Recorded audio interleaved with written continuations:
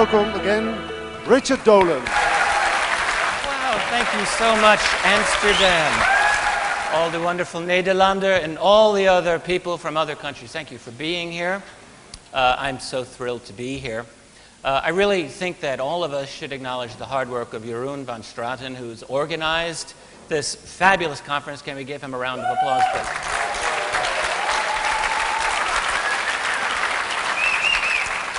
He certainly deserves it. David Turley, who's done the video, and all of the other people who I really think have put so much effort into putting this wonderful, wonderful conference together.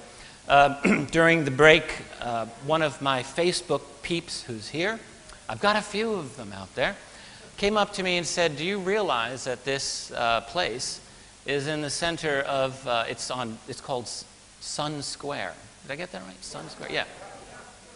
And there's all of these astronomical, there's Orion Square, I'm told, and all of these.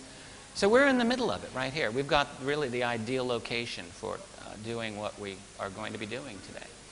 And I'm very thrilled to see the attendance and so many, you know, as I often see at these conferences, so many brilliant, insightful people. And I always feel, every single time, that I learn so much more from you than you could possibly learn from me, but I will do my best to even the score. And the other thing, I've really have appreciated all of the lectures here. Peter Levenda, Timothy Good, I've known for many years, and of course Richard Hoagland, who one never wants to follow for so many reasons. I mean, the man is just a machine. He's so good. And it was really a fabulous lecture, I must say. But I've got a few things in store for you today, and I hope that we can all make a nice adventure of it together. So this is a fairly new, actually it's almost a completely new lecture. I've been working certain themes. I work a theme for a certain period of time, and it seems to evolve. And then I move on and try something else. For the past few years, long before I co-wrote the book After Disclosure, The People's Guide to Life After Contact, I'd been thinking a lot about how a disclosure might actually come about and the difficulties. And in fact, I got into all of this because I was very, very unhappy with so much disclosure talk that I'd encountered in the field of UFOs. I thought a lot of it was kind of, I don't know, utopian maybe, and not as well thought through. And I'm not trying to criticize other people. It's hard to think about this. And I discovered just how hard it was when my co-author of AD After Disclosure and I, Bryce Zabel, tried to write it. It was a real adventure trying to write that book. And so I'll be talking a little bit about those themes, but really what I have in store for tonight is something a little bit different still. Some things that I've never really gone into in a great deal of detail. Dealing with what I am convinced is a bona fide secret space program. Not being in said secret space program, I can't tell you everything about it, but I have some pretty good ideas on why I think it's absolutely here, and moreover, why it is necessary for the point of view for those people running it. And then I want to talk a little bit about a theory that I've been working for a little while now, something I've come to call a breakaway civilization, and what exactly I mean by that. We'll get to that. So let's get started here. You know, whenever I deal with people who are untried in this field, and there's so many, people who think, what's the big deal about what you study? Isn't that kind of crazy? There's no proof, there's no evidence. What are these UFOs? What's the problem? Well, you know, I come back over and over to a basic fundamental point. Rather than argue what is behind this phenomenon, because we really can have different opinions on this, different theories, at least when we're dealing with the mainstream world, it's sometimes very helpful for us to remind ourselves of the fundamentals. And the real fundamental is that there's something that's going on that's not supposed to be going on. We can start with that. And I've got about a minute's worth of images that I think would be nice just to show you. This is a very brief history of some UFO photographs through the years, and you can see. going through the 1950s. We're in the 1960s. That's the first color photograph. It's 1965, 66, Provo, Utah. Into Costa Rica, 71, France, 74, 1978. This is two photographs from Iran in 1978, pretty interesting. 1981 in British Columbia, was one of my favorites. Hudson Valley, 1984, drawing of an enormous triangle. Space-based stuff, I'll get into that very soon. Gulf Breeze, I'm convinced that was totally legit. And so on. It's an Area 51 shot from 1989, the Belgian Triangle, we all know about that. It's, and this is just photographic evidence, interesting things. That's Area 51. Lady, unsuspecting photograph of a UFO. Lots of people take pictures of these things and they don't realize it. I did one myself, which you'll see in a moment. There's Mexico. Australia, he didn't see that. Hungary, New York State, Vancouver, Netherlands. That's my shot. I'll tell you about that in a minute. And we're almost done. It just, and this is really a very small sampling, obviously, and there we are. Incidentally, the UFO photograph that I took is one of 3 photographs. I think this is the first time I've ever shown it publicly. I don't really know that it was a UFO, but it was the strangest thing, I'll tell you that. I was in Washington, D.C. It was in April of 2004. Right after the very first X conference in the D.C. area. In fact, Richard Hoagland and I both were speakers at that event. And in the aftermath of that, I did some touristy things in D.C. for a couple of days. So I took a tourist picture of one federal building at a U.S. flag, an American flag that was flowing, and I was unhappy with the breeze because the flag wasn't flowing the right way. So I took 3 pictures in the space of 60 seconds. And I didn't really notice anything, of course, until I took it home, looked at it on my screen, and I saw that this crazy little speck that in all 3 photographs, because my perspective never changed, the object moved from one part of the screen, then up, and then very far away at a sharp angle. So I thought, what moves like that in the space of 60 seconds? Well, I still don't know conventionally what could have done that. But in the first image, it was at its largest, and it looked like a black, I don't know, goldfish cracker, I suppose. Whatever it was, and I've shown it to a few people. No one really can identify it. Whatever it was. So that something is UFOs. It's something that's not supposed to exist. So that's some photographs, and of course, we could go on and on about that. There's really no point. There's no need to. And of course, there are countless thousands upon thousands, really millions of stories, most of them never told. It's the funny thing about this topic that at this point, I don't know how many people I've spoken to who've had UFO sightings, and I would say a large majority of them, for most of their life, don't really tell anybody. They may tell their wife or husband, or not. And it's an odd thing about it, isn't it, that many of us go through our entire lives with this most dramatic and sometimes traumatic experience that they've ever had in their life, right? And they tell no one. There's something not right about that. We're dealing with this awesome phenomenon frequently, mostly in an atomized, isolated way, in a non-coordinated way. And there's something very ominous and something very deeply wrong about that. But onward. There's not just photographs, there's not just stories, there's military documentation, a lot of it. In the United States in particular, we have some good stuff to work with. Really, by an accident of history, a roll of the dice, I'd say. And really because in the late 1970s, my country got a halfway decent, for a little while, Freedom of Information Act. It was actually worth something. And that was primarily through the Carter administration, when, in fact, of all the thousands of pages of documents that we now have to work with, declassified documents, I should say, more than 50% of them were released during the Jimmy Carter administration. Think about that, okay? Because there was an executive order by President Ronald Reagan in 1982 that severely affected the Freedom of Information Act, made it very expensive, made it very time-consuming, and just generally difficult for researchers to get more UFO documents. Exempted NORAD, for example, completely from FOIA, and much more. So, but what we have is actually not too shabby. This is maybe a top 15 or so. You could probably choose your own. I happen to like all of these.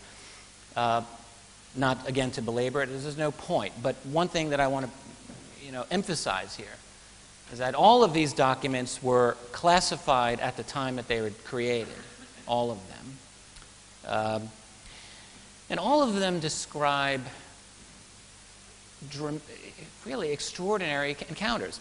The 1947 Twining memo, very famous among most of us researchers, nevertheless bears repeating, because I'm sure there's some of you who don't know what it was.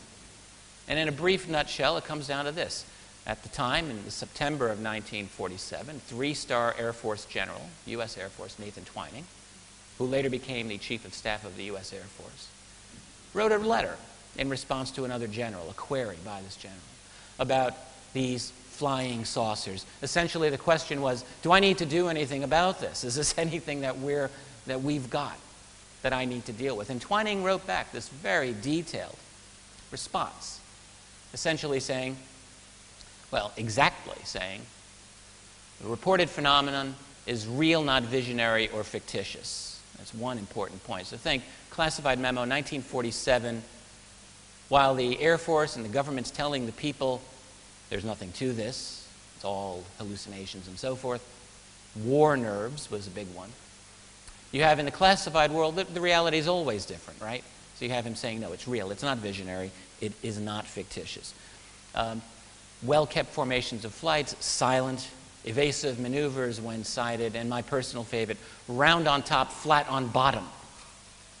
Now, what is round on top, flat on bottom in 1947? Well, officially speaking, nothing was supposed to be round on top, flat on bottom. Of course, something was.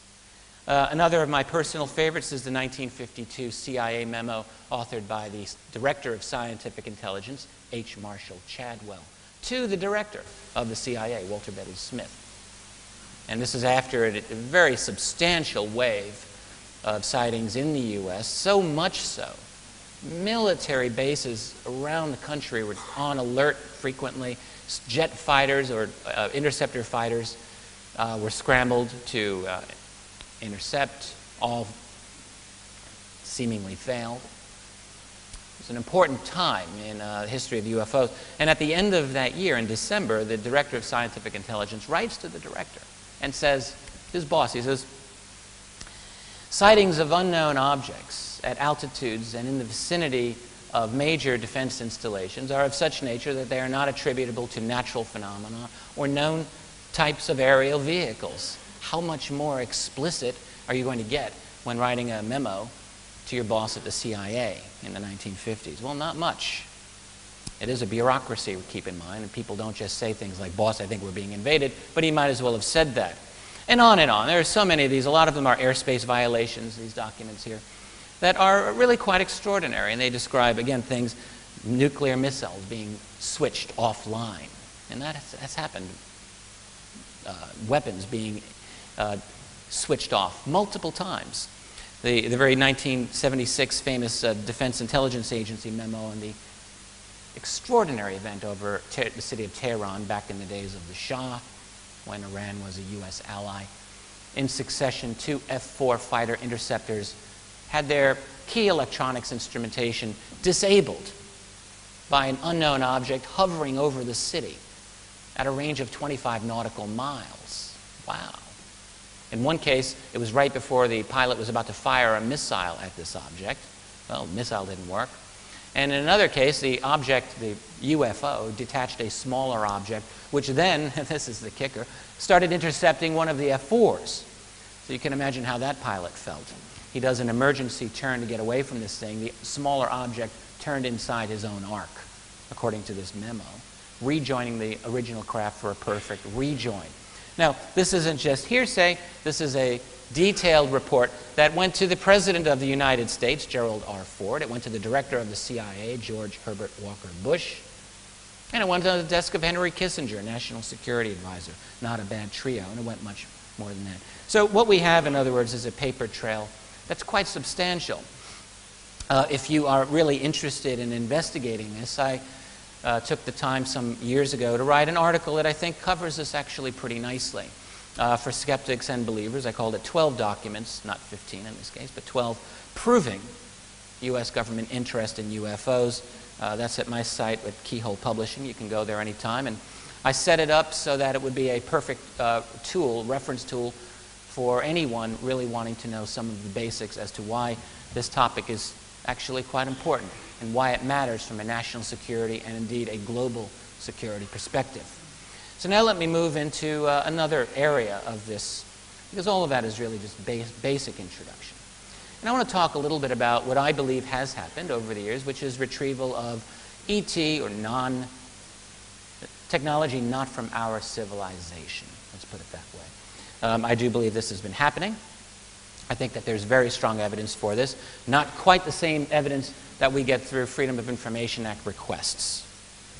It's a different type of evidence.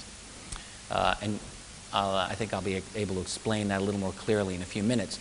But nonetheless, what we have is a lot of very suggestive, persuasive, in my view, testimony from some heavy hitters about programs to study alien or non-human technology and non-human bodies that do not originate from this world. Now, the name at the top, that's Leonard Stringfield. He was a researcher. He wasn't an insider. Back in the 1970s, Leonard Stringfield wrote a book, really the first book to reopen the whole topic of crash retrievals. He spent a couple of pages discussing this in one of his books. And as a result of that, and this is during the Carter years, a lot of people came to him quietly with amazing stories, just incredible accounts. And he collected them. He had several dozen, I think, really good stories.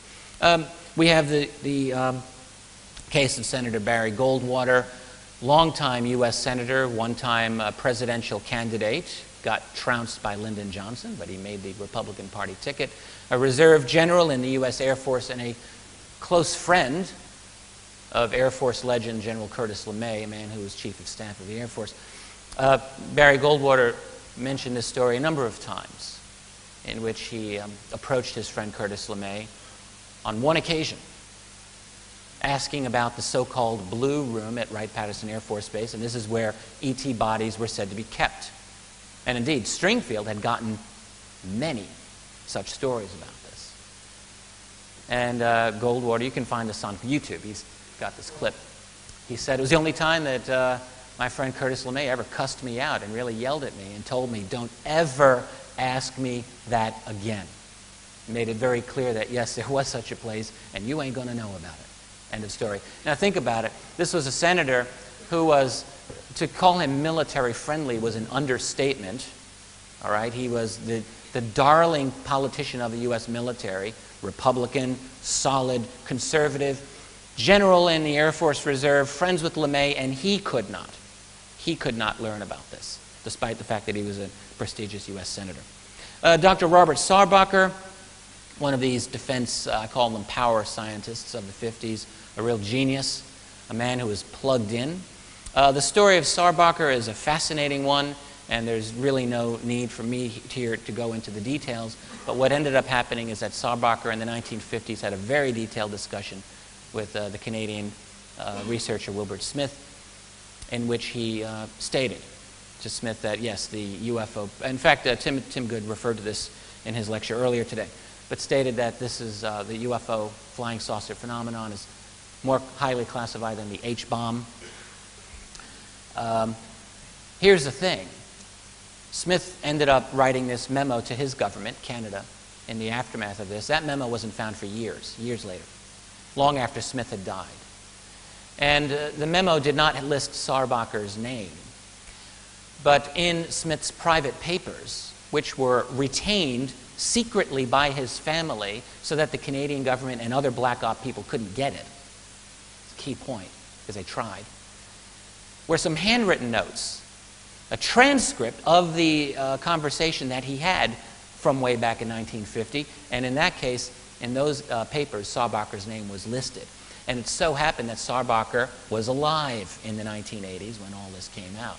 A few researchers found Robert Saarbacher, and guess what? This canary talked.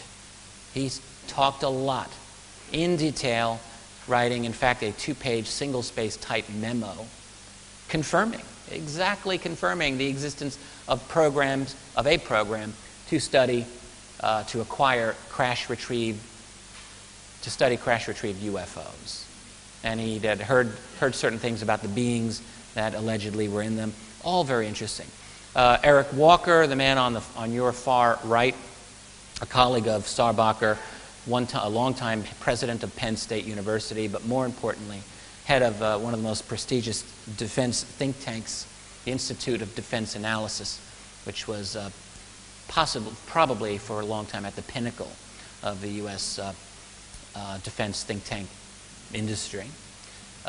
Walker also talked a lot toward the end of his life.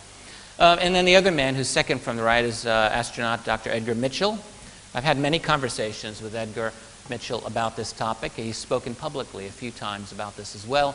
And he said to me personally, and he said publicly a few times, that he knew explicitly from several high-level sources. And look, when you're a Apollo 14 astronaut who's not going to want to be your friend, he's basically can talk to anyone he wants, who've talked to him explicitly about programs to study retrieved ET technology and alien bodies. And as an aside or follow-up, I will just tell you, I think it was in late 2006, I wrote to Edgar and I said, you know, look, I've been tracking all of your statements on this, and you started talking about this at least not later than 1997. You've mentioned it several times. And look, I said, I know you've said you like my work, you support what I do. Can you help me out here? Throw me a bone. I'm not asking you to give these people these sources up, but can you give me something to work with? And because, look, all I try to do is confirm and corroborate. Having anonymous sources really doesn't quite cut it. So what we need is something to work with. But I understood the problem, of course. He's got these anonymous sources. They don't want to give themselves up. And he wrote back and said, look, I do. I get what you're doing, Rich. But the people who came to me when they did so at great professional, personal risk, and he said, he wrote, risk to their families. And I cannot give them up, not until at least after they're no longer alive. And that's exactly what he said. I've got the email. Long story short, oh, and then Ben Rich, the man to your far left, who a couple of times has made statements. He was the head of Lockheed's Skunk Works division, certainly one of the most prestigious aerospace aviation units in the world. Made several statements toward the end of his life about, very suggestive of ET reality, most particularly toward the very end of his life in 1993. He gave a lecture at the UCLA School of Engineering, an alumni chat, basically starting off as a history of Skunk Works and the stealth fighter, and back to the U-2 spy plane and so forth. But then he ended it. This is a fascinating story. He ended it on this amazing statement where he says, we now have the technology to take ET home. And then he said, thank you very much, and that was the end. And you know, everyone's different. There are people who are intensely curious about the world, and there are people who do not have a curious bone in their body. So most of the people just filed out of the room after he makes this bombshell statement. Well, a few people stayed behind, surrounded him. One of these individuals is someone that I know quite well, Jan Harzan, who is an IBM executive, and he's one of the heads of MUFON, the Mutual UFO Network. So they're all around chatting, and Ben Rich goes into this fairly suggestive series of statements. He said, yes, we have the technology to take ET home, and it won't take a lifetime to do it, presumably a lifetime to go to the stars, he said.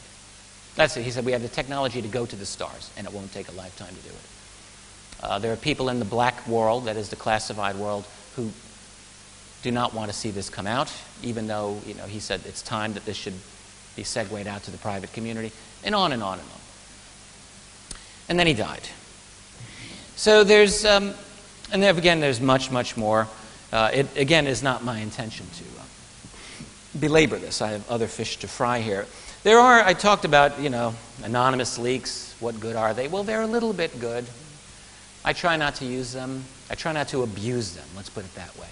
But the thing that happens inevitably with any researcher, I don't think there's an exception, is that once you put yourself out there, and there are people in the inside community who identify you and think, yeah, I might want to work with this guy, because frankly, the classified world obviously is not monolithic, right?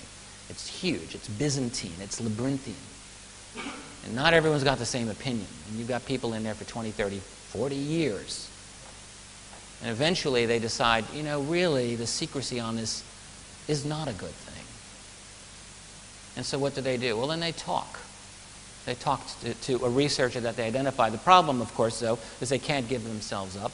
They can't even give you enough information so that if it comes out, it gets traced back to them by their peers, right? We have to always keep these things in mind. So everything's vague. Everything's cloak and dagger. And it's very unsatisfactory from a researcher's point of view. And yet, let me just state that in several instances in my own experience, I've become satisfied that some of the individuals coming to me were legitimate. And this is one such case. This is actually a very famous man. And I think the day will come when I give his name. I won't right now. But I had a long conversation with him. He knows a couple of presidents of the U.S. He knows a lot of other big shots. And said to me, he said, I'm speaking to you as a scientist. I'm not speculating here. I've known factually for X number of years. He said that at deeply classified levels, he said, so classified, so compartmented, he said, you would be shocked at how secret this is. At that level, he said, there are scientists who have in their possession ET technology and at least one body that I personally know about. Those are almost his exact words. Another guy, fairly well known also, was making the rounds for a while, spoke to a 4-star general, former Joint Chiefs, who confirmed to him that there was indeed an MJ-12 type group. In other words, a controlling organization responsible for managing UFO secrecy, ET secrecy, that there was such a group, and said that it's private, primarily, and beyond standard government controls. And in fact, one of the insights that this general said to this person, this is back in the 90s, was that there seemed to be a debate along generational lines. It was the older members of this group who were the more liberal in terms of wanting to release this information. The younger ones were the hardliners, and the reason this individual was told was because the younger group had not made enough money yet off of their secret. Kind of makes sense, doesn't it? So we're getting to money. We're getting to private control. I'll be following up on this quite a bit in a moment. I'm a real student of American history. I love American history. When I don't read UFO material, I'm usually reading some sort of history or philosophy, and American history is pretty much at the top of my enjoyment list. I've studied the history of every single U.S. president, and it's just fascinating to me. I know that there are many Americans who are here, and you grow up in your grade school classes being taught, I call it the civics class version of history. In the States, that means I vote for my member of Congress and my senator and the president, and we've got our checks and balances. We've got the Congress and the executive branch, and don't forget the judiciary, and they all work together, and that's how government works. Kind of messy, but we get the job done. Of course, that's not how it is at all. Do we elect presidents? No, presidents aren't elected, they're selected. And who's the guy who's in charge? Is it the president or the guy who puts him in the White House? That's a picture of David Rockefeller, in case you don't know. I would suggest to you that at least during the period of my last history book, that's volume 2 of UFOs in the National Security State, that covers from the early 1970s up to 1991, that all of the presidencies of that period, none of those guys got into office without that man nodding his head and saying, yes, he's going in. In a couple of cases, it's utterly explicit. Jimmy Carter was practically lifted up like this and dropped into the White House by Rockefeller and Zbigniew Brzezinski. But all of these men, Gerald Ford also had very intimate, close relationships. And So, and really, lest you doubt that U.S. policy, or really any national policy of any nation, is dominated to benefit certain elite interests, take a look at the war in Iraq right now. And it's really not my intention to go off on a rant on this. I could, but I won't. But I will point out to you that the estimate, the monetary estimate of the value of the oil in Iraq is something along the lines of $30 trillion. It's a lot of money. You know, back in the bad old days of Saddam, that oil was owned by the state of Iraq. And which meant, of course, that Saddam and his evil sons could skim and live like kings, which they did. But it also meant that that oil paid for that nation's infrastructure. Well, starting in 05, 06, 07, the fire sale of Iraqi oil began. It's all been gobbled up by multinationals now. And a real kick in the teeth, by the way, from an American taxpayer point of view, is that the companies that have bought the lion's share of oil in Iraq are not even U.S. companies. The largest one is Indonesian. There's Chinese and Turkish and so forth.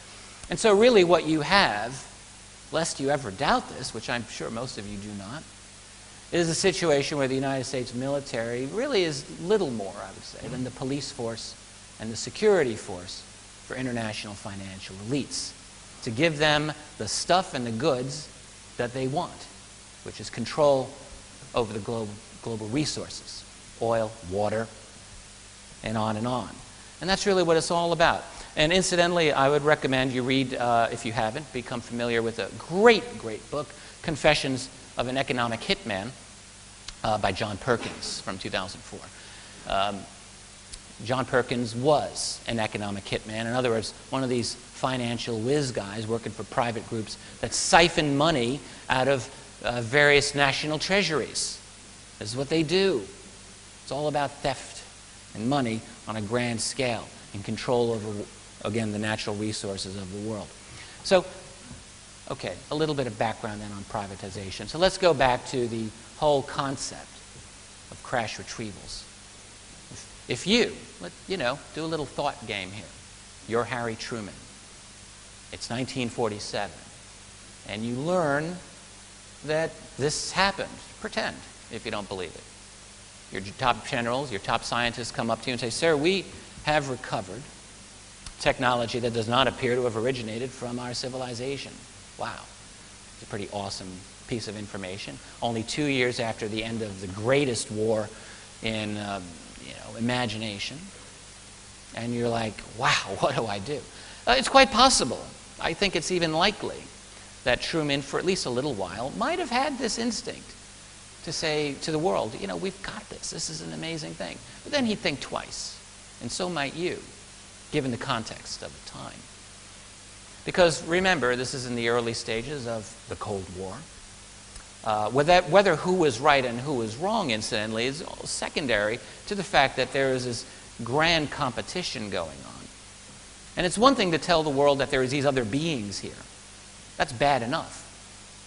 But then if you've recovered an actual tangible piece of alien tech, well then, if you tell the world you've got it, it's going to become mighty hard not to share it.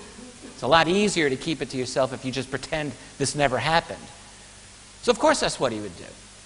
He would gather together around him a team of top-level advisors, people who knew their stuff, people with expertise in a variety of fields. That was important. He would say, your job's going to be to find out how bad public panic might be. Your job will be to find out how we can make use of this technology. That's important. Your job will be to find out who are these guys, do we have anything to worry about, and on and on. All the logical questions. I am certain that is what he asked. And in fact, that is what the evidence, at least in the form of those documents we call the MJ-12 documents, states. And not just those, but the mass of privately leaked documents called the Majestic documents. You can go to the website of Dr. Robert and Ryan Wood. I believe it's still Majestic documents. You can look it up. When you print them all off, it's a stack of about that high. It's not just a couple of little, and they're incredibly diverse in their style, formulation, how they're put together. It's my own opinion that most of those are probably legitimate. It's my opinion. But no matter how you configure this, you're going to get a situation of runaway secrecy. You have to. Because if you don't want to tell the world that you've got this exotic technology, you have to do an end run around your formal constitutional practices.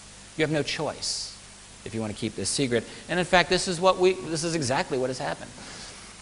Students, mainstream students of the black budget world, and in fact there are a precious few of them anyway, really overlook the critical importance of the UFO phenomenon in the creation of the black budget world that we have today. I wouldn't say UFOs are the only contributing factor, but I would say they are very important and typically almost always overlooked. But in fact, it's the UFO secret right out of the gate in the Cold War that absolutely required the creation of an extra-legal, extra-constitutional secrecy apparatus. And so what we have are a few studies, not many, a few good studies, on the true black budget world of the United States. One from about a decade ago by aviation writer Bill Sweetman. He wasn't a UFO guy. He's an aerospace aviation guy with a very strong interest in the classified world. Estimated back then that there were about 150 special access programs, the quintessential primordial black budget programs, within the Department of Defense. He said, my own investigation tells me that there's essentially no oversight, at least from Congress, zero effective oversight. And many of these special access programs were, quote, unacknowledged, end quote. In other words, they didn't exist, except, of course, they did exist. The other thing, he noticed that their classification systems were utterly independent of each other. So if I were running one of these programs, I would decide how the secrecy actually functions. In other words, I would decide who's in, who's out. If there was a three-star general on my team, but I didn't want him to know certain things, he doesn't know. If a friend that I grew up with, who happened to be a private contractor, and I want him in, he's in. And that's the other part. Private contractors, not Defense Department personnel, tended to dominate these in Sweetman's analysis. And he had no idea how they got their money. More recently, the Washington Post last summer came out with a multi-part series on secrecy within the U.S. intelligence community, which shocked the hell out of me because it's Washington Post, which I've always seen as one of the mainstream, one of the lackeys, really, I would have to say, for the national security apparatus of this country, but not always. Nothing is monolithic, very few things. So Dana Priest and Bill Arkin last summer write this very good series. Of course, I say very good. Really, they didn't say anything a lot different than what people like myself have been saying for many years. Essentially that the U.S. intelligence community is out of control, essentially. You know, massively privatized, again. No one knows how much money is pouring into this thing. They couldn't figure it out. How many people it employs? Is it making Americans any safer? Didn't seem to be. All right? So we have a system of runaway secrecy. And along those lines, I would mention, good, here we come to what I call the secrecy iceberg. There's a pretty good book that came out a year or two ago by a UK writer named Trevor Paglen called Blank Spots on the Map. And I'll bet there's some people in this room who've read it. Good book. One thing he points out is that our best estimates of the U.S.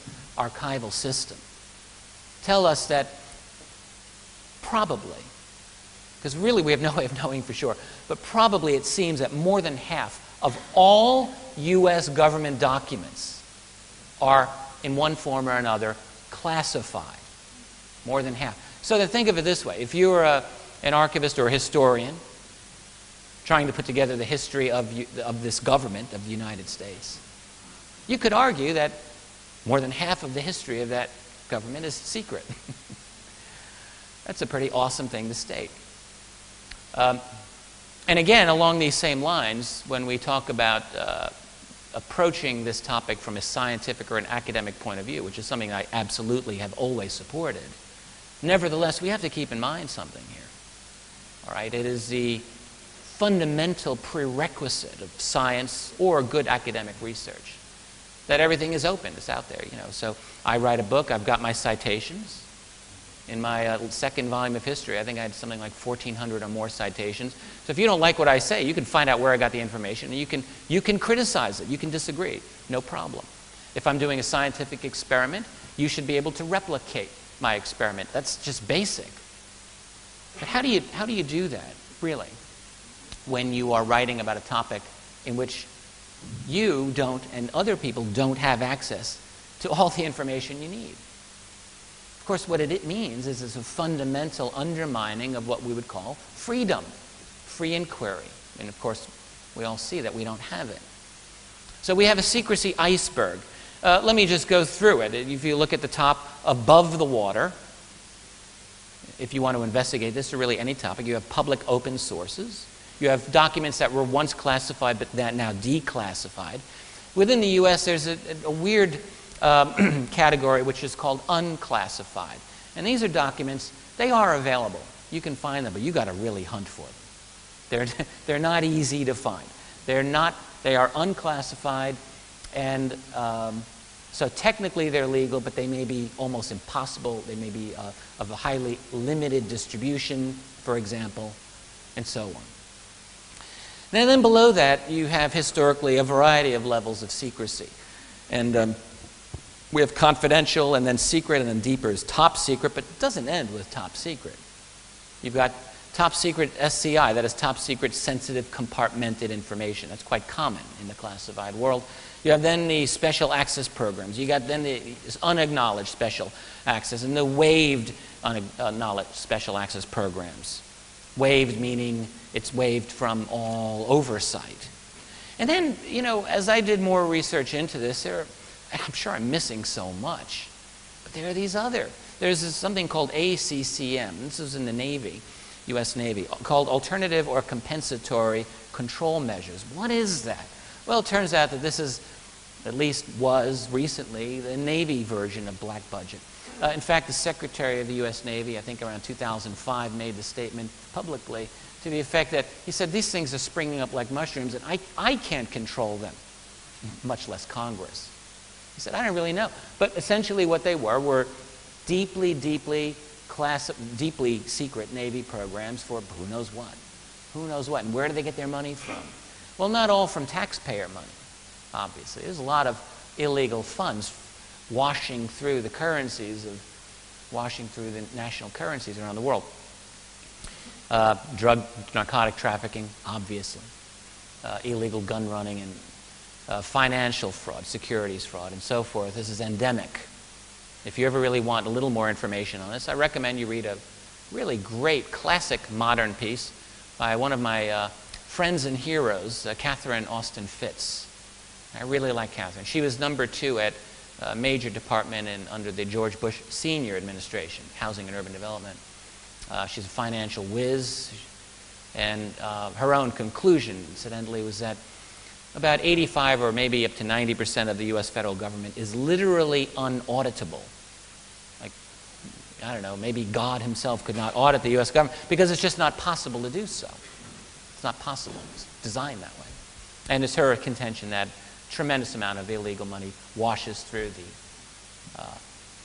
branches of the U.S. government in money laundering operations and the like. And think of it this way, of course. If you are an agency and you need to raise secret armies, subvert elections, kill people clandestinely, and so forth, it helps, doesn't it, to have your own secret stash of unvouchered cash? Yeah, sure it does. Everyone wants that money. But beyond the ACCM and the like, we have what I would call private contractors, private cliques. I spoke to one person involved in these types of shenanigans and said, look, you don't sign your papers at this stage. There's no documentation for any of this stuff. It's like the mafia or any other organized crime syndicate. When you're in, never reveal anything or bad things will happen to you and the people you love. They don't need to sign these security documents. It's passé. And of course we have this nebulous world of quasi-public, quasi-private entities. What are they? Well, they're beyond the classification system.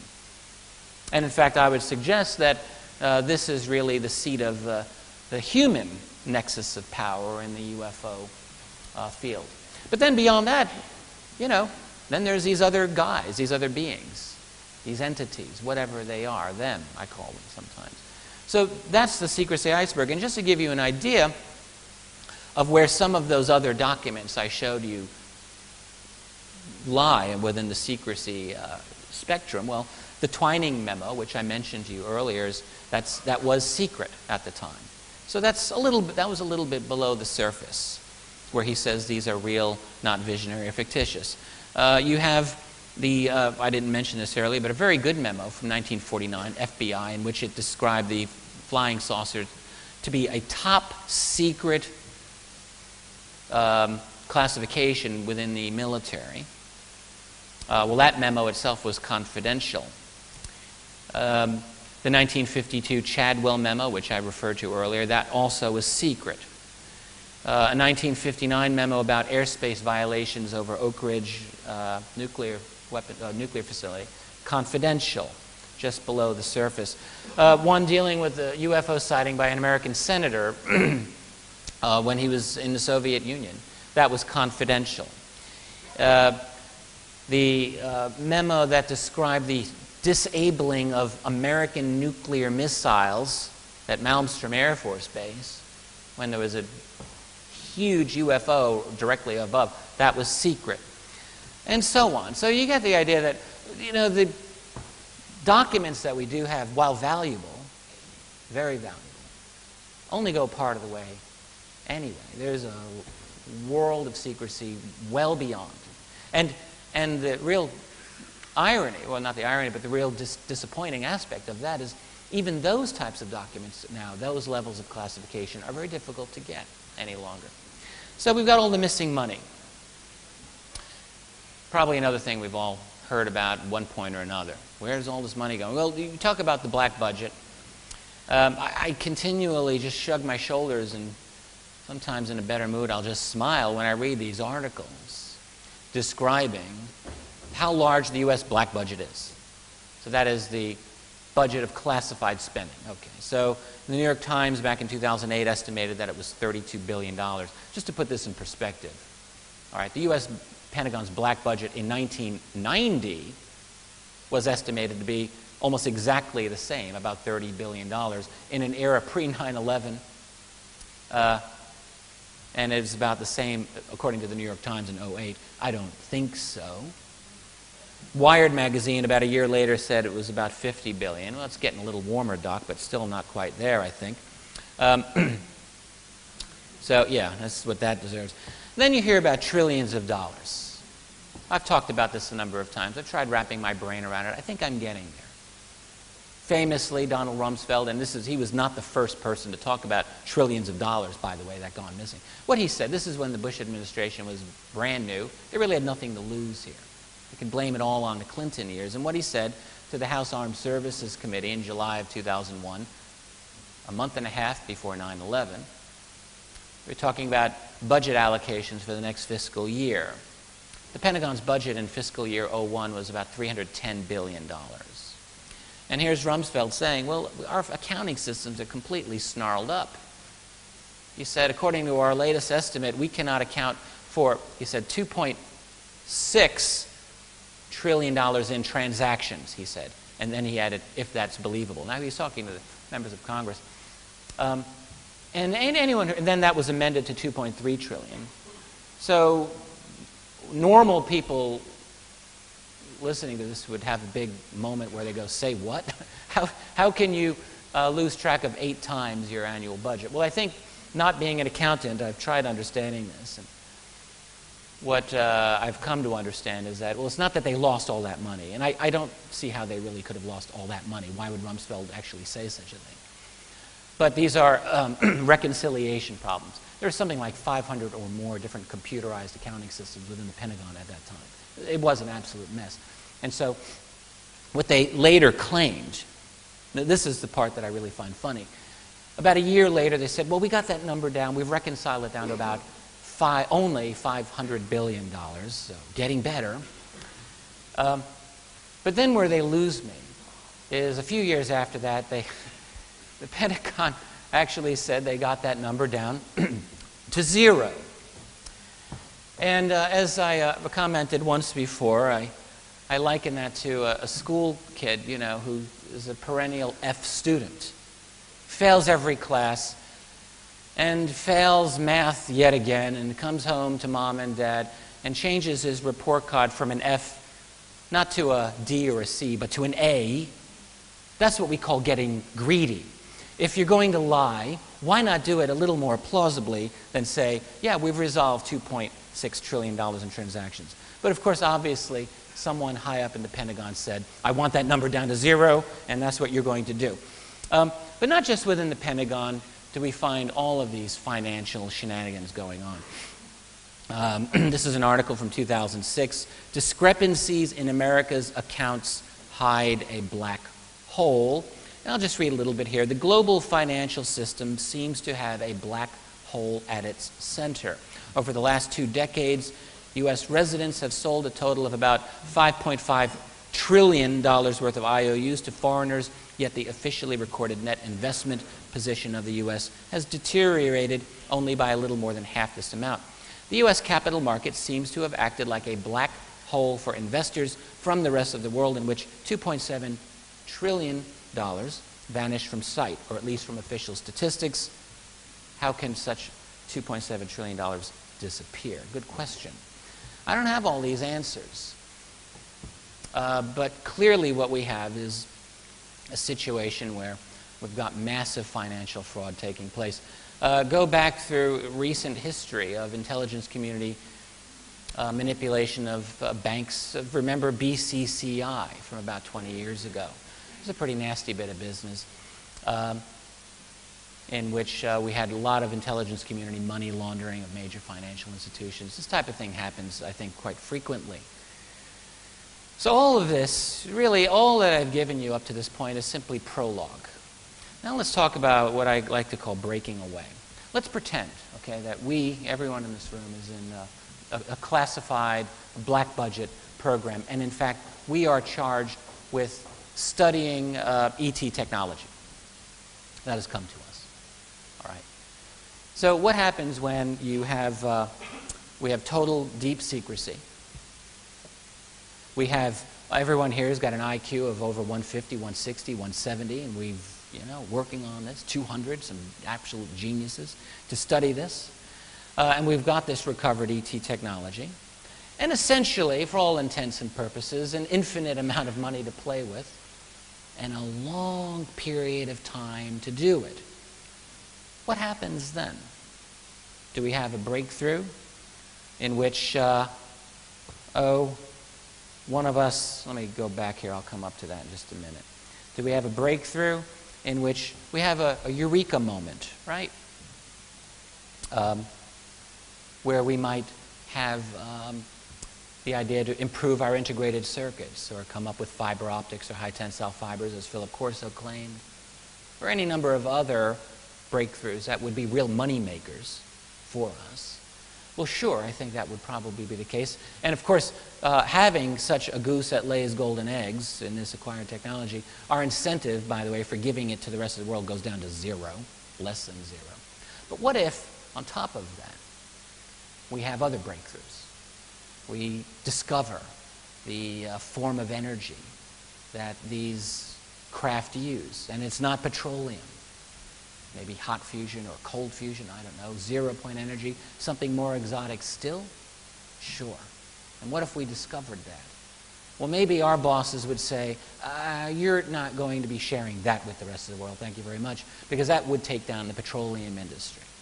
Probably the largest industry in the world. If not the largest, it's right up there. Latest estimate I read is that it was the #1. So, no, we wouldn't be allowed to do that.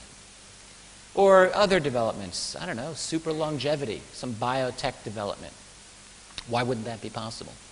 Developments in computing, advanced or strong AI. Maybe even quantum computing. I read a piece about a week or 2 ago on some new breakthroughs in the public realm on quantum computing. What if they made a breakthrough before that? See, the way science goes is it doesn't just move at a linear rate, of course, right? It builds on itself. It can go in an exponential manner. One breakthrough can lead to another, which can lead to another. So the next thing you know, our little group, after 30 years, well, we might be into some pretty wild stuff. Very wild stuff.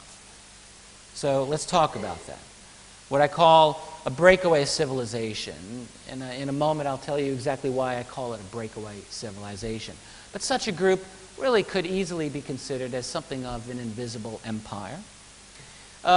Technology vastly better than that of the mainstream world. And I'll just share another anecdote with you. A scientist that I spoke with who worked at the NSA back in the mid-60s, around 1965, told me that at that time NSA computers had a clock speed of roughly 650 megahertz, which of course today is nothing, but which the rest of the world had not caught up to until around the year 2000, so 35 years later. So on that basis, you might say NSA was about 35 years ahead of most of the rest of the world. Not too bad. All right, so what might our group, if we have truly exotic technology to study, where might we be? It's a good question to ask. We would have the ability to explore areas of our world that would be unavailable to the rest of them, obviously. Because we might have the ability to go off-world, right? Or we might have the ability, hey, to go below the surface of the Earth in ways that ordinary people can't do. So we'd have the ability then to interact with, possibly, have encounters with maybe some of these beings who are involved in the UFO phenomenon or behind it. We just might. And which would give us deeper scientific and cosmological understandings, different framework in which we think, and probably, I would say almost definitely, a significant built infrastructure, look below your feet for that one, that might very well be off the grid in key ways. As a historian, one of my favorite writers is, he's kind of forgotten these days, but he's the meta-historian, Arnold J. Toynbee. I like Toynbee. Some historians love to kind of knock him down a peg. As a meta-historian, that means you study the history of civilizations, and as a generalist like that, specialists in various fields can kind of pick holes in the things that you say. But Toynbee was one of these guys who's an absolute genius who was able to see the big picture and in an awful lot of detail in the little pictures as well. And, you know, reading Toynbee years ago really got me thinking about what a civilization was. He claimed he identified a variety of certain separate, distinct human civilizations that have appeared over, well, our history. And so I thought, well, what is a civilization really? It's kind of hard to define, I would say, but there's certain things that you'd look to. You'd look to the level of technology that these people have. You'd look to their, as I mentioned earlier, cosmology. Their idea, that is, of where we fit in the world, in the universe. What's it all about? They might be defined by their social interactions, how they interact with each other and other worlds and other civilizations and so on. And if you look at it that way, I would say that our hypothetical little group here could very well be considered a separate civilization in many key ways. One that is broken away from the mainstream one, hence a breakaway civilization. And that's the basic concept that I've been working with that I think has happened. And it's not that they would always live in what you might call an alternative 3 scenario, if you're familiar with alternative 3. In other words, going off-world and never interacting with the rest of us ever again. I don't quite think that's the case. What I think is that they have a great deal of latitude, a great deal of independence, that the civilization itself is largely independent, but I'm not quite sure that the members of that are totally independent from us. I think they have family, they've got mothers and fathers, and they would have to come back. And I think this is in fact the case. I would suspect that it causes a great deal of personal stress on many of those members living in it, but that's just my supposition. Ultimately, they would have a great deal of independence from the established system. I really enjoyed hearing the concepts of Peter Levenda when he talks about how separate some of these, the Nazi group after the Second World War seems to have become. And I think that factors into all of this. What we're talking about is substantial financial power, ultimately, that is able to dictate terms to governments. And that's what it's always about. It's about money. Money talks, everything else walks. So that's the idea of a breakaway civilization, but then we're obligated to ask ourselves, well, what are they doing? What are they studying? I think they're studying and doing a few things. One, I think, is making their own UFOs, obviously. Clearly what you'd want to do if you acquire this technology is you want to study it and you'd want to replicate it. Seems to me, I would say no later than the 60s, but could it be as early as the 50s? Maybe even in the 40s they were making these things that were actually functional. And along these lines, let me just say I do have a bit of a problem with, although I've come to be very sympathetic to the concept of a post-World War II Nazi-based UFO technology. Yes, I think that that's a very important part of this picture. I'm yet not really persuaded, not at all, that that's the full picture. We've got a lot of different groups, I'll get a little more into this, that are involved here, and I don't believe that all of them are us. So I think that some of us acquired things that belong to some of them being non-humans, and that we've been trying to make these things. So making UFOs, and then studying the bodies, conducting biotech research, I think is another important part of this program. Another one, which I'll get into a moment from now, is developing a secret space program. Clearly, you would need to do that. You'd need to have a clandestine program to explore, to whatever extent possible, the region around your world without the public knowing about it. The program's also about theft, basically, about using free money to conduct the research and to provide the security. That is, you know, your tax dollars and mine. It's also about profiting from this. It's a money-making venture from the acquired technology, segueing it into patents and economic financial opportunities.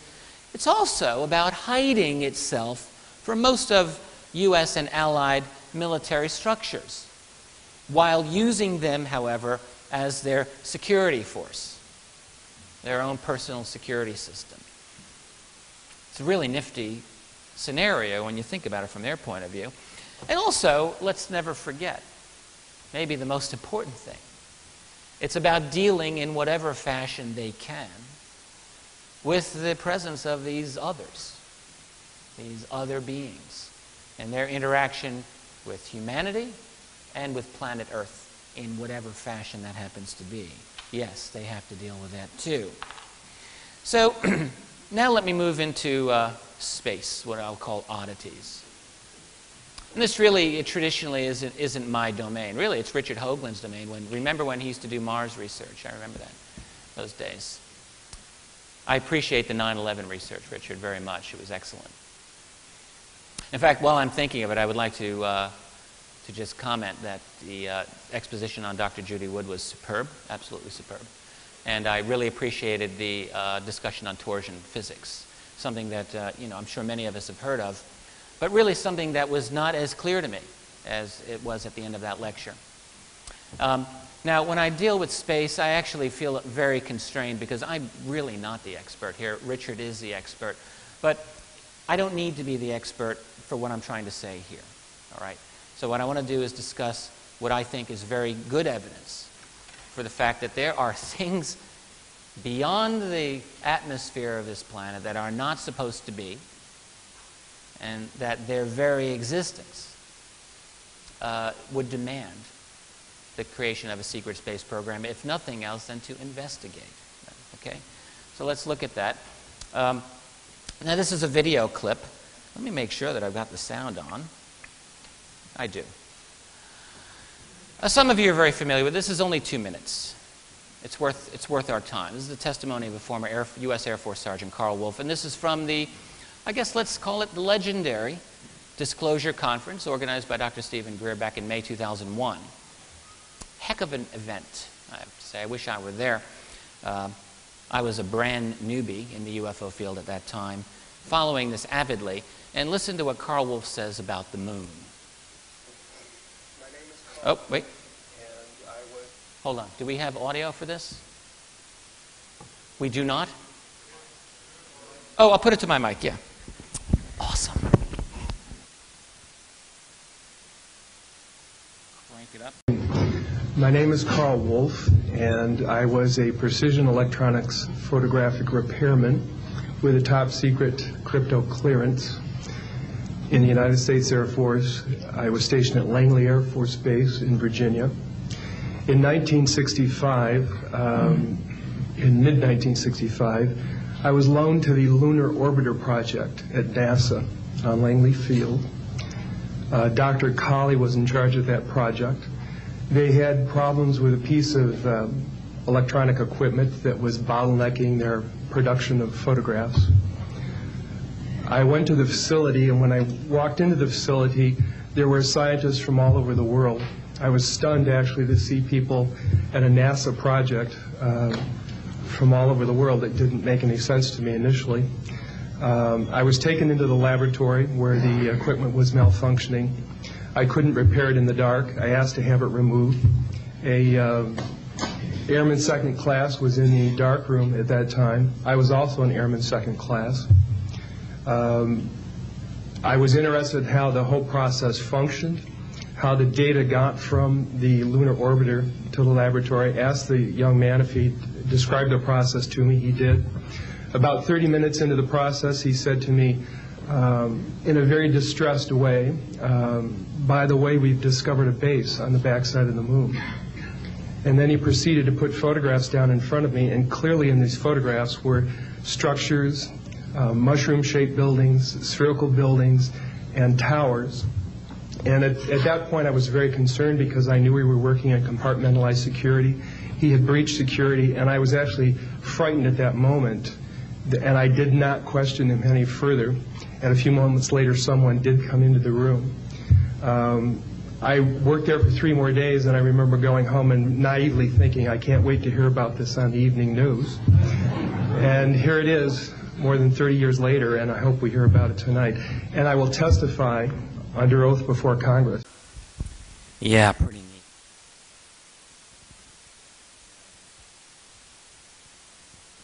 Now I've done it. Let's, oh boy. I'm not too good with this. And in fact, I've just blown the microphone off the. Thank you. So sorry. I broke it. I broke it. Did I? It's what I do. There we go. Okay, excellent. Can you hook me up there?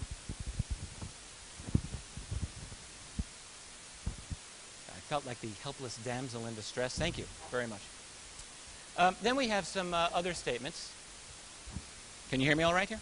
Is this good? All right, good. Clark McClelland. I've spoken with Clark a number of times also. He had many, many years working at Cape Canaveral and Kennedy Space Center. This is a statement he put on abovetopsecret.com. If you go to ATS, I visit it pretty frequently. He just writes here, I worked at Cape Canaveral and the Kennedy Space Center from 1958 to 1992. There are many mysteries that have been discovered during the years that we have been exploring the moon, sun, and planets. The former CEO of Lockheed Skunk Works was visiting the Cape many years ago. I asked him a question. This is Ben Rich. Ben Rich said, Clark, black budget dollars have taken the USA military at least 50 plus years beyond the present understanding of the general public and how far we are technologically advanced. You have no idea where we have gone out there. I said, Mars, sir? He looked at me and his head movement said yes. Are there monuments on the moon, Mars, etc.? Bet on it. Again, that's a thread from Above Top Secret. You've got the link right there. You can find that, no problem. And then we have the story of Gary McKinnon.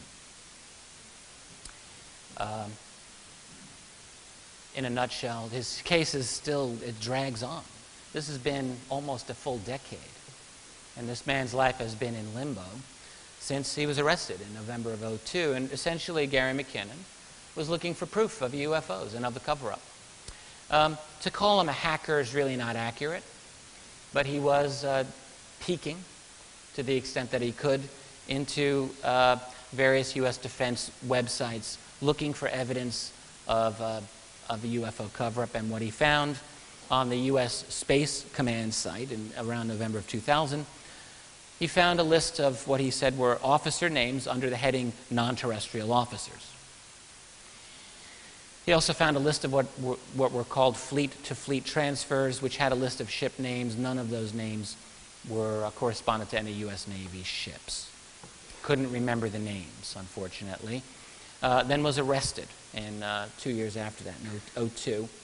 And to this day, he's in danger of extradition. His fate is not resolved. What's interesting, by the way, as an aside about the McKinnon case, if you study the media coverage, the reportage of his saga, in the early years, the UFO angle was very, very prominently displayed. This guy looking for the UFO cover-up finds XYZ, is arrested, wow. Look up the McKinnon case and track the coverage in subsequent years. And the longer we go into this, the UFO thing, if it even appears anywhere, it's at the bottom, tucked away. And now he's simply called by the Pentagon the greatest Pentagon hacker in history, which is a load of rubbish. Absolute rubbish. But this is, so in other words, the whole UFO angle has been very, very subtly siphoned out of the story, and that's what it's all about. And the fact is, I think Gary McKinnon did find evidence of a secret space program.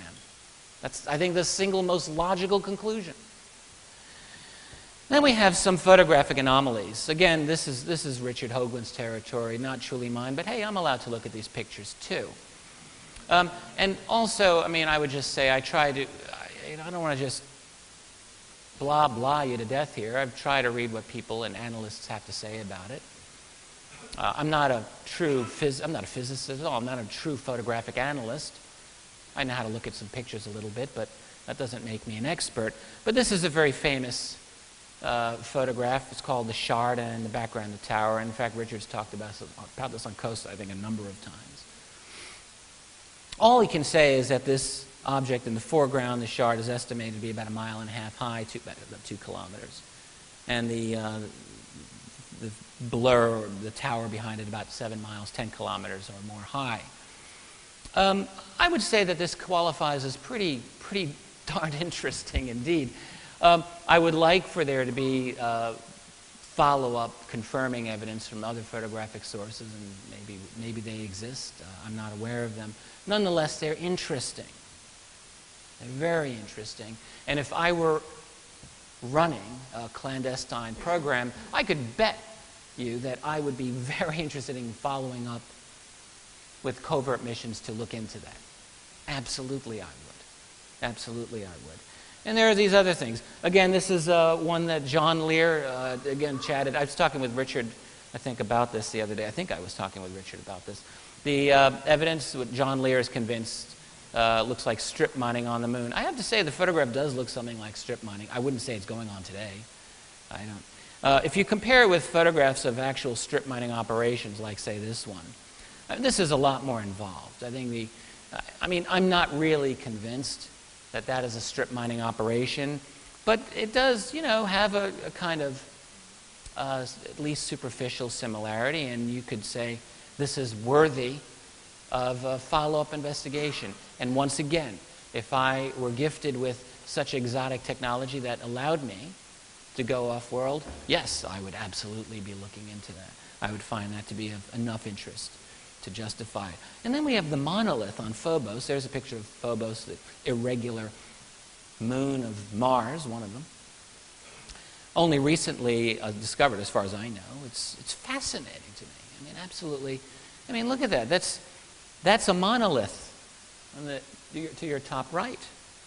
That thing is shaved off. It looks pretty darn squared off to me. That does not look like a natural object. Not at all. When Buzz Aldrin talked about it, you got to wonder what's inside the Buzz Aldrin's head. I'm sure all of us in this room would love to have an open, honest, quiet conversation with this man. Because he seems to be making these various statements that just are right out there. About being followed on the way to the moon. Well, that's pretty darn interesting. And then he makes a comment on this. But of course, every time he makes a statement, then he runs away from it. Edgar Mitchell, incidentally, I mentioned his statements previously about his high-level connections relating to ET bodies and technology, he also, I have to say, has really run away from those statements. And he made several of them very explicit.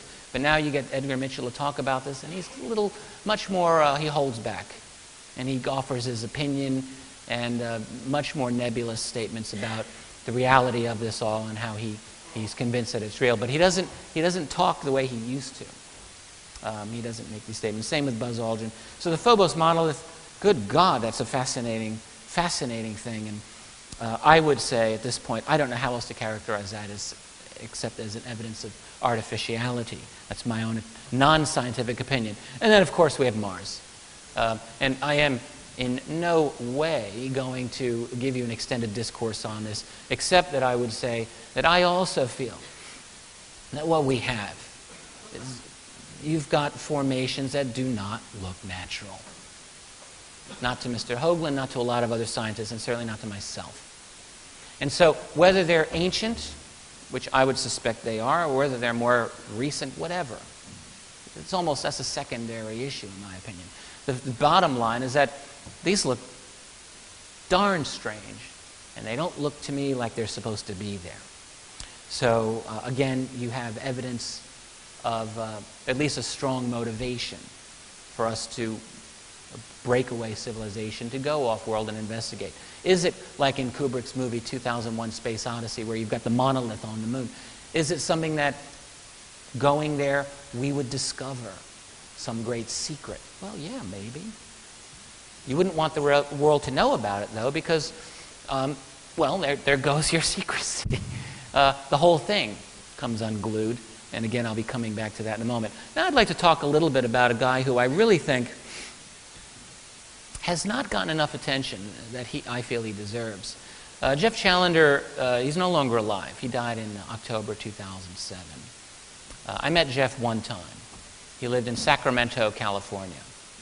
As you'll see in this news article story about him, he was paralyzed. He had a spinal injury, and so spent really his adult life lying prone, and he devoted himself to downloading NASA links of NASA missions, and also those of the European Space Agency and Russia toward the end there, and just looking at them and studying them and looking for strange things. And guess what? He found a lot of strange things.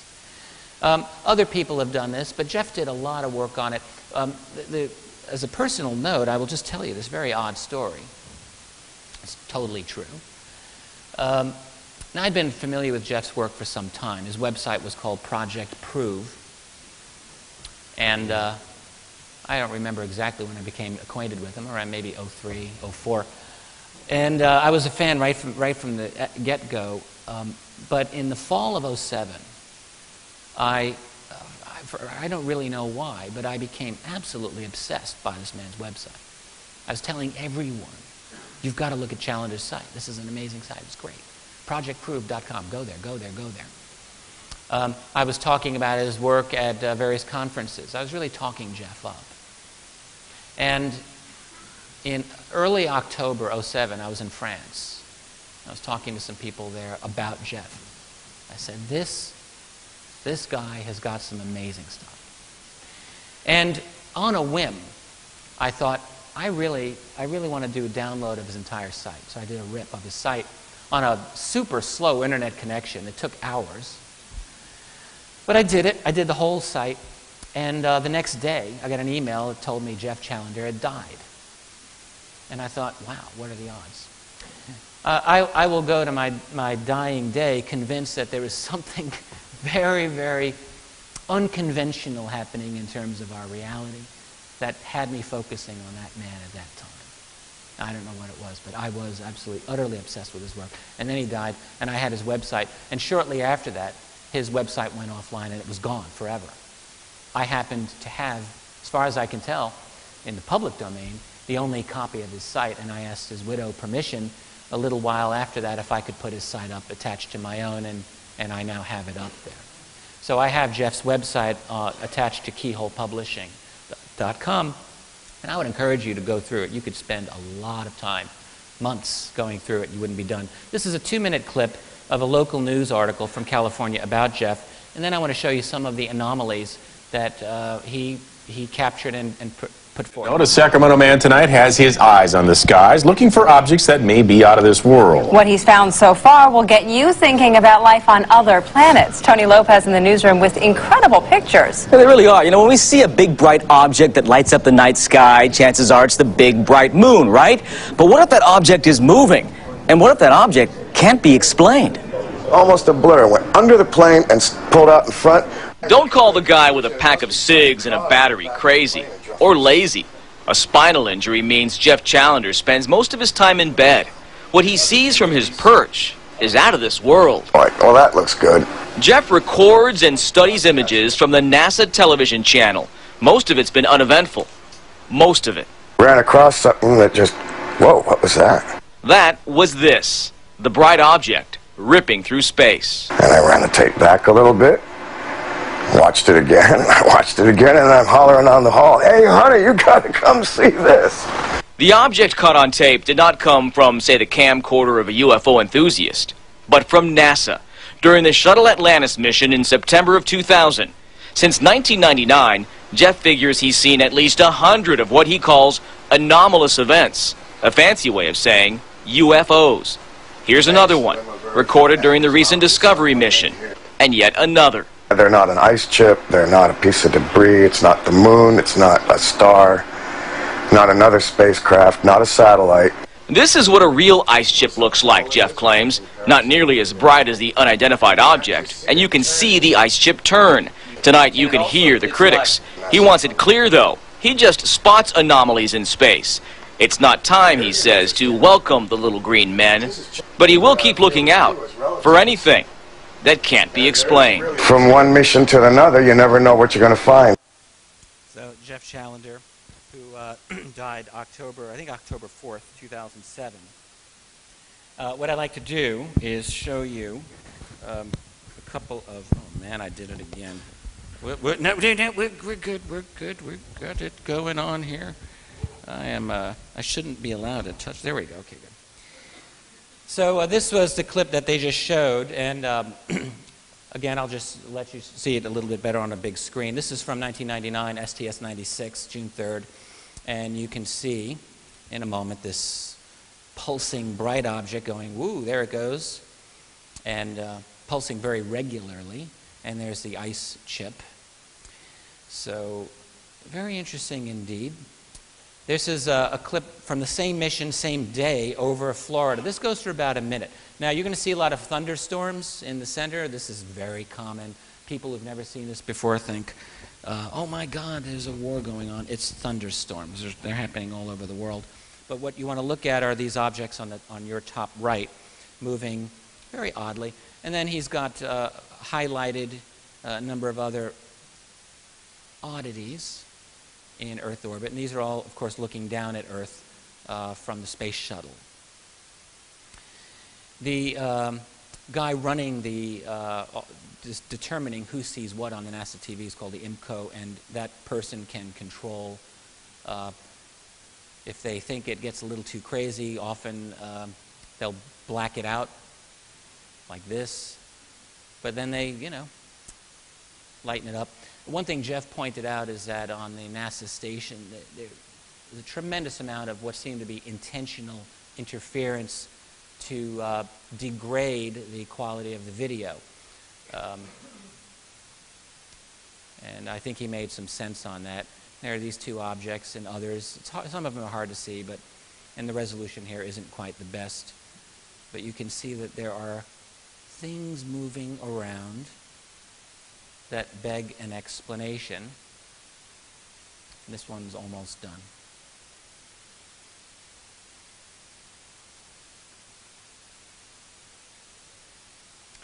I'll probably let this one go on a little longer than necessary, but I think it's just about done.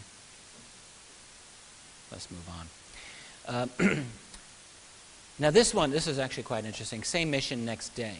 Still STS-96, 1999. What you're going to see is a very fast streaking object. It's going to go diagonally from the your top left down to the bottom right. It's very quick. You'll see it more than once. And then what you'll see is another object going in the same direction, and it will slow down toward the end. You'll see it happen. So let's take a look here. Keep your eye. There it goes, the bright, fast out, and that's the other one. You can see it slowing down. That's a city below.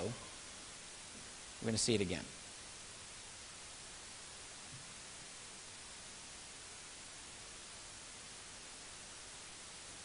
That object slowed down. Here it is again at reduced speed.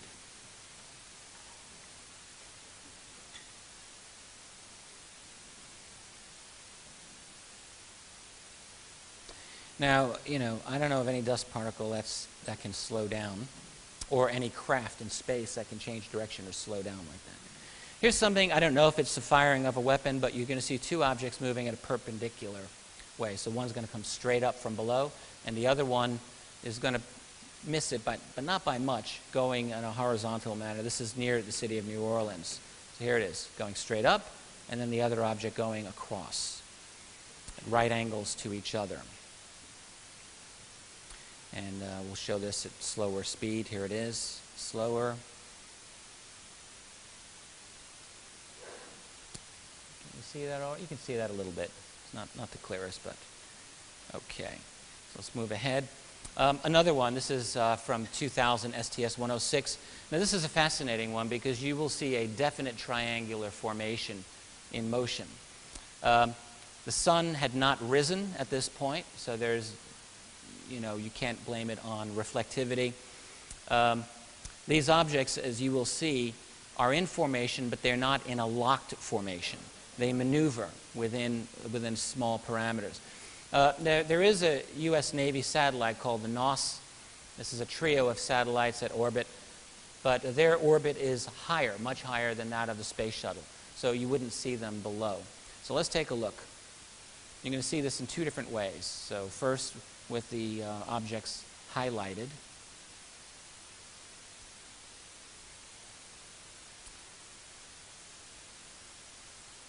And you can see also how they sort of maneuver slightly within their circle. So it's not an exact maneuvering, but they are in a formation. And now I'm going to show you, this is 50% speeded up. Without any highlighting, but now that you know what to look for, I bet you that you'll have an easy time seeing this, even though it's faster. Here it goes. There they are. I'll do it again for you so you can see. It's kind of in double time. So here it is again. The top one seems to be flashing a little bit more, but they're definitely in motion. There's 4 of them, but they're in a kind of a triangular pattern. What are these? Well, we'll talk about that in a minute. And here's another one.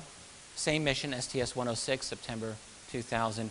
This is over the city of Chicago. Now here, this is fascinating, because this is going to, you have an audio clip of the NASA commentator. And he is absolutely at a loss of how to describe that bright thing in the center. That's what you're going to be looking at. And it's actually pretty humorous. So here we go. Atlantis is approaching sunrise as it approaches the Great Lakes area.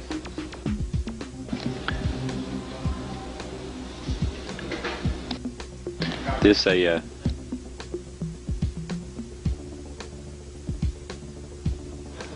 view of Chicago, and also some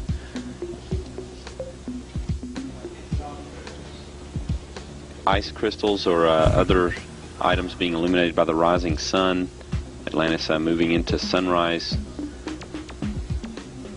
in just about the next minute or so.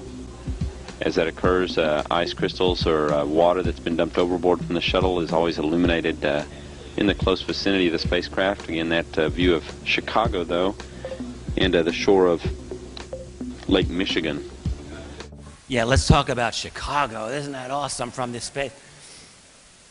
A couple of things. First of all, the sun had not yet risen, so they were not in sunlight. And he's trying to make it sound like, oh, yeah, well, the sun's almost about to rise. You know, he was obviously not saying what everyone in the world who would have looked at that would have been thinking, because obviously he couldn't. He couldn't. Now, this is actually the zoom of the same object, so you can just take another look at it. Pulsing with quite interesting regularity. And it also appears to me, anyway, that the lens is still Here we go, keeping on to it. It's moving, zooming in, and that's the end of it. I have 5 minutes. Really? Uh-oh. Really? All right, I'll do my best. This is an object doing a U-turn. This is my last of the space clips. I'll show it again. Just take a look. Kind of nifty.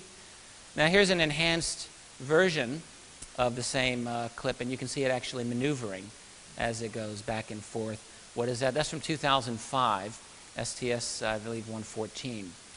So, in other words, what we have is, I think, not a bad case at all for some space anomalies. And again, as I've been saying, a very strong case for a secret space program. So what is the ultimate scenario that I'm envisioning? It's very similar, actually, to what Richard Hoagland was saying in his talk just previous. I think what we have is maybe a not-so-secret Cold War going on.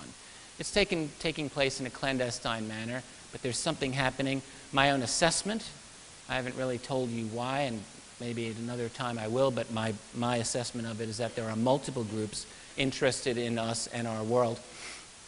After all, I do think that we're quite fascinating. We're on a technological trajectory that's about to place us into their world, let's face it. It's only been a century since we had a non-techno society of horses and wood.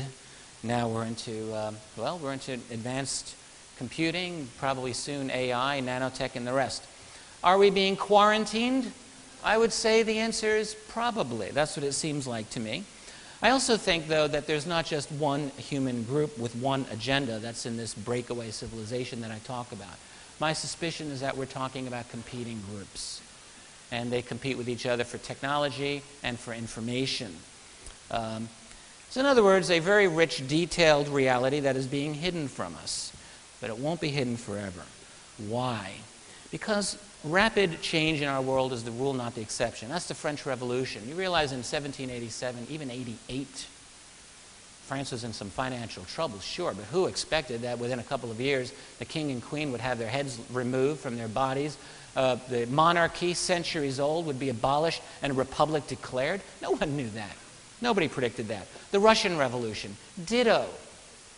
At the beginning of 1917, hey, the Tsar had been on a dynasty that existed for 3 centuries. The Berlin Wall, the end of communism, all of us lived through that. Happened like lightning. People don't expect these. And we have it today. You have it in Tunisia. You have it in Egypt. You have it in Libya. You have it everywhere in the Middle East now. It's not going to go away. And the fact is that just a few months earlier, who here really would have predicted it? Change, in other words, dramatic change happens fast. Change is inevitable. This is what we looked like about 300 years ago. And we had looked more or less like this. We'd lived more or less like this for quite a while. But then we got science. And now look where we're at. What's our world going to look like in another 20 years? I don't think any of us can easily predict this. What new technologies, what new capabilities will we have that will enable us as a society to crack this wide open without the help of the powers that be, without the help of these other beings? Because one thing, again, I want to harken back to what Richard said. It's been my own opinion for quite some time. The true dynamic in the equation here isn't these other beings, and it's not the power secret keepers. It is us. We are the dynamic. And that's because we are changing so rapidly. Primarily and most observably, I would say, in our technology. But our ideas, our mind is changing. And it is happening around the world. And so we're not going to look like this even in another 20 years. Think back to 20 years ago, in 1991. Our world was totally different. So when this secret is opened up, it's going to be forced out, whether it's through a new variation of WikiLeaks of the future or through new technologies that will enable us collectively to capture, record, and communicate this in some new, unforeseen way, because I think we'd be fools to say that the world of 2011 is just going to stay like this forever. Obviously it won't. When that happens, man, it's going to be a difficult week, won't it? We're going to be asking a lot of questions. Who are they? What are they? People will not be feeling too at ease, I can guarantee you. I don't think I'll be feeling at ease, and I've been waiting for this. I think we'll all have to take several deep breaths. What do they want? What is their agenda? These are going to be front row center, obviously, for the whole world. How has this secret been kept? There's a question. It opens up a whole can of worms dealing with the power structure of our world. How has the academic community been managed? The scientific community, the political media?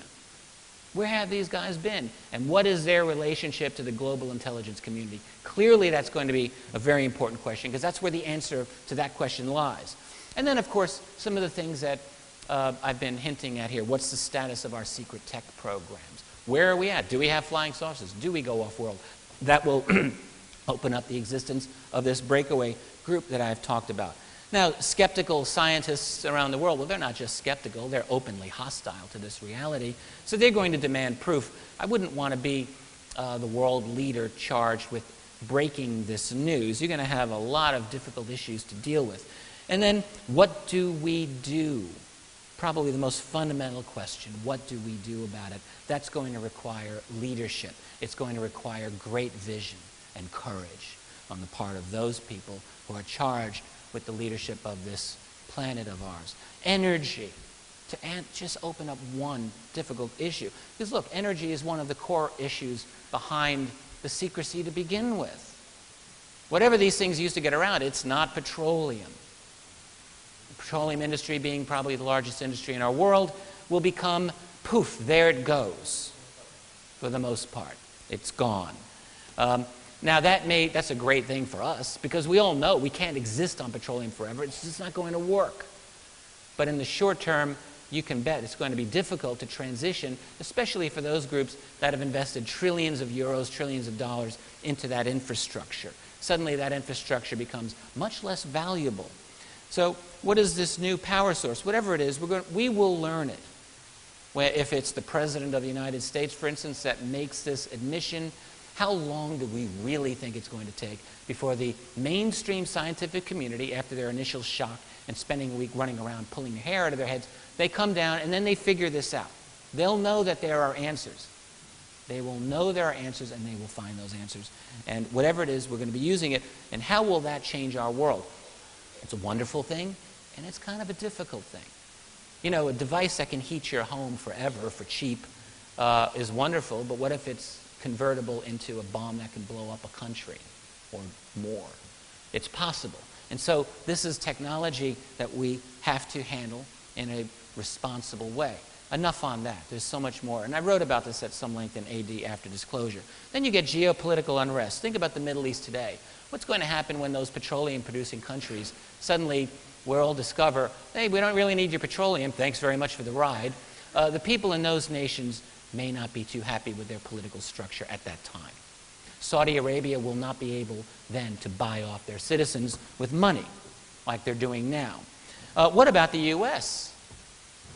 We saw demonstrations of 1 million people in Tahrir Square in Egypt. Don't you think there might be a march of 1 million people or more on S4, Area 51, right, Pat? Dugway Proving Ground, Los Alamos National Labs? Maybe. I'll bet you Whackin' Hut Security can stop a march of 100 people, but not 1 million. Not 1 million. And don't you think that just might happen? And then opening up a new truth movement, because once UFOs, then 9/11. JFK, underground bases, you name it, chemtrails. It's all going to be on the table. My God, what an exciting, challenging mess it's going to be. And so that, in other words, the moment of disclosure is not the end of anything. It's the beginning of the true fight for truth. Not the end. Yes? Now,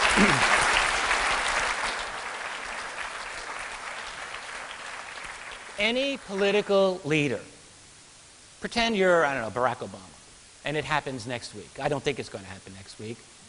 I'm not too favorable about all these predictions, by the way, that say, yeah, the disclosure is going to happen, whatever.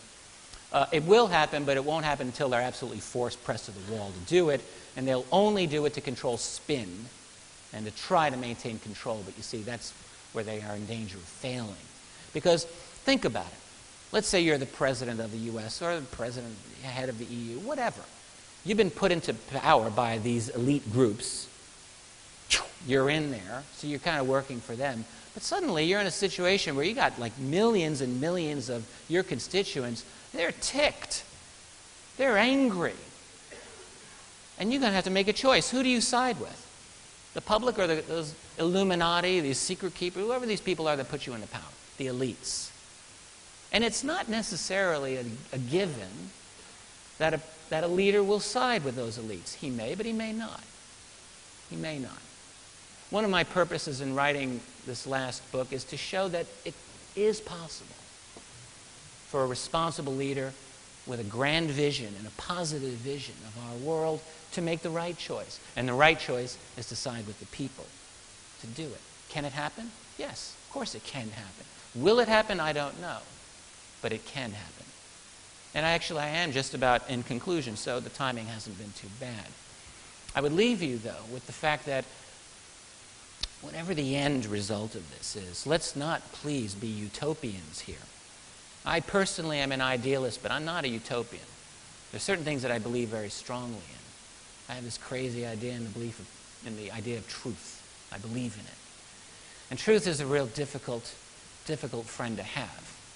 It requires a lot from you, but it's worth it. If you're sleeping in your home and your house is on fire, but you're having this great dream of sipping margaritas on the beach and someone's giving you a foot massage, well, that's a great dream, but it's a dream. Would you rather wake up, deal with the fire? Well, ultimately, we have to wake up. We have to deal with this fire. Keep in mind, our species has always dealt with catastrophe. It has always dealt with problems. People die, new people are born, and we adapt. It's really not going to be any different. We're going to have to deal with this very, very difficult situation. It's like a parent who has their first child. Who is ever ready for their first child? Nobody is ever ready for their first child, but you just have it. And then you deal with it. And we as a species, as a society, are going to have to deal with this. The ultimate irony of a disclosure of this is that even after 20 years or more, it's quite possible that we may not be an awful lot further along in understanding what we're dealing with. We may have the sufficient amount of knowledge to know that there's something going on. But that may be a very different thing from being able to pull all of the documents out of the classified world, being able to get these other entities, whatever they are, to interact with us in something more than the aloof fashion that they've done.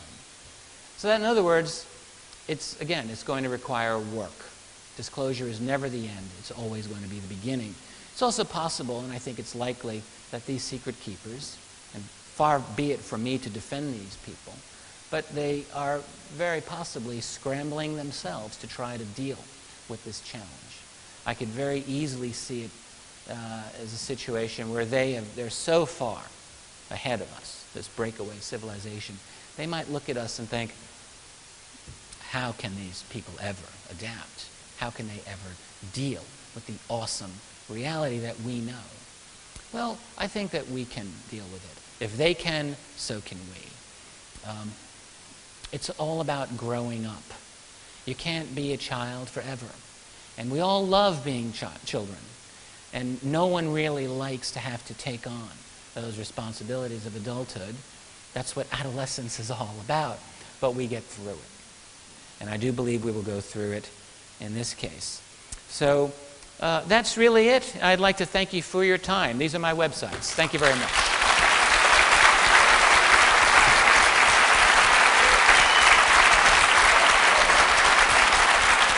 Thank you.